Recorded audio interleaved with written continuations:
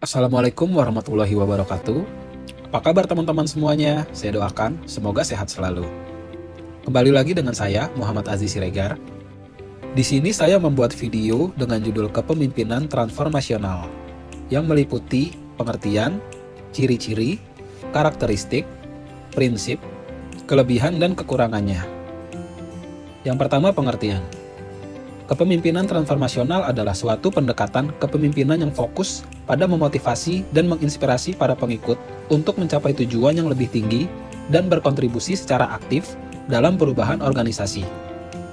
Pemimpin transformasional mampu menciptakan visi yang jelas, membangun hubungan yang kuat dengan para pengikut, dan mendorong inovasi serta perubahan positif dalam organisasi. Dalam kepemimpinan transformasional, pemimpin menggunakan karisma, motivasi inspirasional, stimulasi intelektual, dan perhatian individual untuk mempengaruhi dan memotivasi para pengikut. Mereka tidak hanya fokus pada pencapaian tujuan organisasi, tetapi juga pada pengembangan individu dan tim, serta menciptakan lingkungan kerja yang penuh semangat dan kolaboratif. Pemimpin transformasional juga dikenal karena kemampuannya untuk mentransformasikan nilai-nilai personal para pengikut agar mendukung visi dan tujuan organisasi. Mereka menciptakan iklim kepercayaan di mana visi dapat dibagikan dan hubungan yang kuat dapat terbentuk antara pemimpin dan pengikut. Yang kedua, ciri-ciri kepemimpinan transformasional. Ciri-ciri seorang pemimpin transformasional adalah dia yang senantiasa merangkul segala hambatan maupun halangan yang terdapat dalam organisasi. Setidaknya ada 4 ciri-ciri kepemimpinan transformasional yang dijabarkan oleh Robbins dan Judge tahun 2008, yaitu: yang pertama, pertimbangan individual.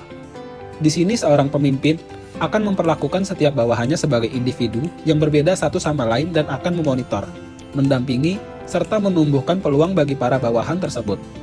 Dengan begitu, pemimpin akan melihat setiap pengikutnya dengan cara yang berbeda-beda dan mengenali mereka serta memperlakukan mereka dengan kemampuan, kebutuhan, dan aspirasi yang berbeda pula. Pemimpin juga akan memberi pelatihan maupun saran yang berbeda-beda. Yang kedua, motivasi inspirasional. Merupakan perilaku atau kemampuan dari seorang pemimpin dalam mengkomunikasikan harapannya yang tinggi serta menyampaikan visi bersama dengan menarik kepada setiap orang yang dipimpinnya.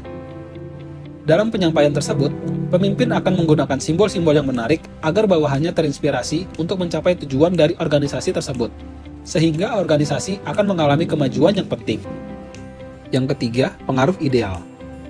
Pengaruh ideal juga kerap disebut sebagai pemimpin yang karismatik. Pasalnya, pemimpin tersebut memiliki kemampuan atau perilaku dalam membagikan visi dan misi bagi anggotanya, sehingga membuat anggotanya mempunyai keyakinan yang mendalam kepada pemimpin tersebut. Pengikut akan memiliki rasa bangga dan respek kepada pemimpinnya, sehingga mereka akan merasa sangat bangga menjadi pengikut dari pemimpin tersebut. Mereka juga percaya bahwa pemimpinnya merupakan sosok yang memiliki kapasitas dalam menyelesaikan permasalahan. Dan yang terakhir, stimulasi intelektual, yaitu kemampuan dari seorang pemimpin dalam meningkatkan kecerdasan, kreativitas, dan inovasi dari pengikutnya. Dari keempat dimensi atau ciri-ciri kepemimpinan transformasional tersebut, dipahami bahwa pisau analisisnya mengarah pada pandangan makro dan mikro.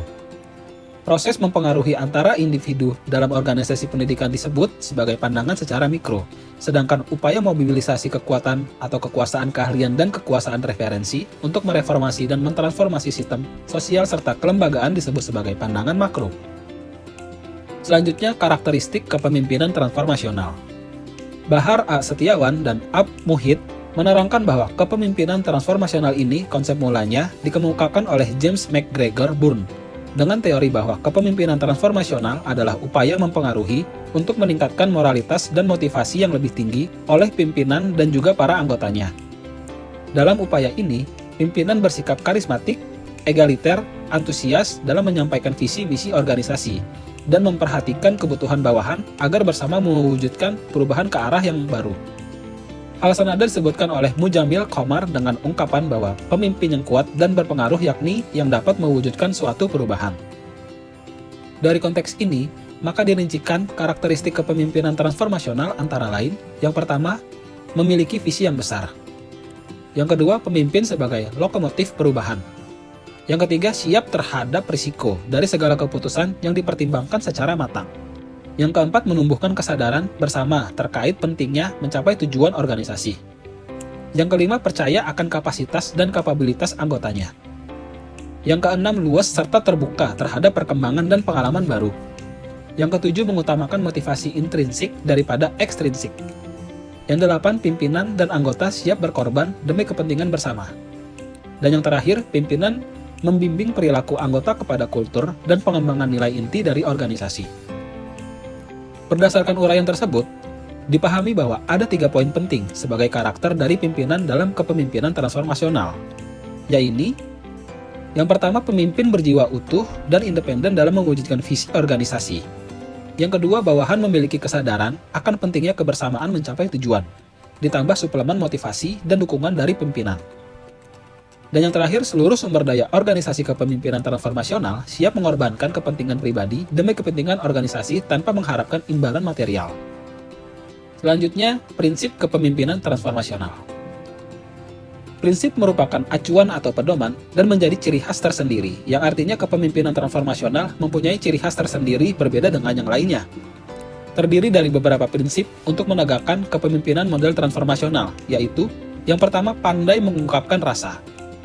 Pemimpin harus pandai menjelaskan visi misi dengan terang dan gamblang, agar bawahan paham apa tujuan awal dan apa yang harus dicapainya. Yang kedua, kemampuan membangun semangat. Pemimpin harus mempunyai diri yang hangat dan aura semangat, bukan untuk dirinya sendiri, tetapi juga untuk bawahannya juga. Ketika bawahan termotivasi dengan pemimpin, akan mudah pemimpin mengontrolnya. Yang ketiga, inovasi. Salah satu terobosan ide adalah inovasi dari sang pemimpin.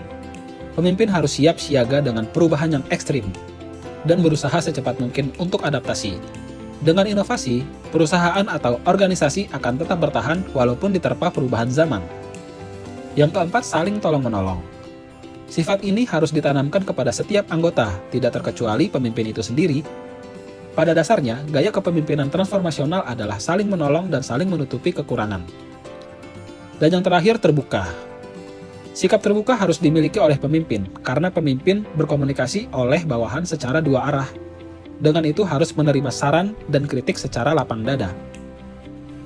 Berikutnya, kelebihan dan kekurangan kepemimpinan transformasional. Yang pertama, kita bahas kelebihan dari kepemimpinan transformasional. Yang pertama, mampu memberikan komitmen yang cukup baik bagi para anggota yang tergabung dalam melaksanakan visi dan misi yang diminta. Yang kedua, dapat mengarahkan para anggota atau bawahan dalam melakukan tanggung jawab dan tugas yang diberikan sepenuhnya. Yang ketiga, memiliki ketegasan yang dapat membantu mempermudah perusahaan atau organisasi dalam mencapai tujuan yang ditetapkan. Yang keempat, mampu meningkatkan hubungan interpersonal antara pimpinan dan bawahan secara maksimal. Yang kelima, dapat memberdayakan seluruh kemampuan para karyawan atau bawahan yang dipimpin secara optimal. Yang keenam, penuh dengan motivasi dan semangat yang tinggi untuk mewujudkan tujuan perusahaan secara bersama-sama. Selanjutnya, kekurangan dari kepemimpinan transformasional. Kekurangan dari kepemimpinan transformasional dapat dilihat dari beberapa perspektif yang telah dikemukakan dalam literatur. Yang pertama, ketidakjelasan konseptual. Beberapa kritik menyatakan bahwa terdapat tumpang tindih substansial antara komponen-komponen kepemimpinan transformasional seperti pengaruh ideal, motivasi inspirasional, stimulasi intelektual, dan pertimbangan individual. Hal ini menunjukkan bahwa dimensi-dimensi tersebut tidak selalu jelas terdefinisi. Yang kedua, pengukuran yang tidak konsisten. Terdapat kritik terhadap bagaimana kepemimpinan transformasional diukur.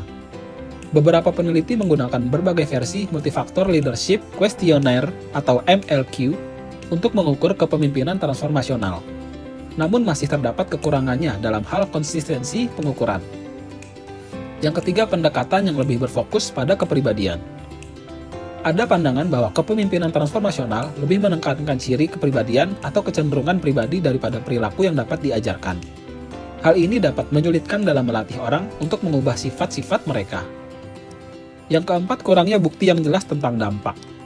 Meskipun ada hubungan positif antar kepemimpinan transformasional dan efektivitas organisasi, namun belum ada bukti yang jelas mengenai hubungan sebab akibat antara pemimpin transformasional dan perubahan yang terjadi pada individu atau organisasi. Yang kelima, elitis dan anti-demokrasi. Kritik juga menyatakan bahwa kepemimpinan transformasional cenderung bersifat elitis dan anti-demokrasi. Pemimpin transformasional seringkali memainkan peran utama dalam menciptakan perubahan dan membangun visi baru tanpa melibatkan secara aktif partisipasi dari para pengikut. Dan yang keenam, potensi penyalahgunaan. Kepemimpinan transformasional memiliki potensi untuk disalahgunakan, terutama dalam menentukan arah baru yang dianggap lebih baik tanpa keterlibatan yang cukup dari pihak lain dalam mengambil keputusan. Kesimpulannya, kepemimpinan transformasional memiliki kelebihan seperti meningkatkan komitmen, kinerja, inovasi, pertumbuhan individu, dan hubungan yang kuat. Namun terdapat kekurangan seperti kurangnya kejelasan konseptual, keterbatasan dalam pengukuran, pendekatan yang bersifat pribadi, kurangnya bukti sebab akibat, elitis dan anti-demokrasi, serta potensi penyalahgunaan. Dengan pemahaman yang baik tentang kelebihan dan kekurangan ini, organisasi dapat mengoptimalkan penerapan kepemimpinan transformasional untuk mencapai kesuksesan dan pertumbuhan yang berkelanjutan. Mungkin itu saja yang bisa saya sampaikan. Kurang lebihnya mohon maaf. Wassalamualaikum warahmatullahi wabarakatuh.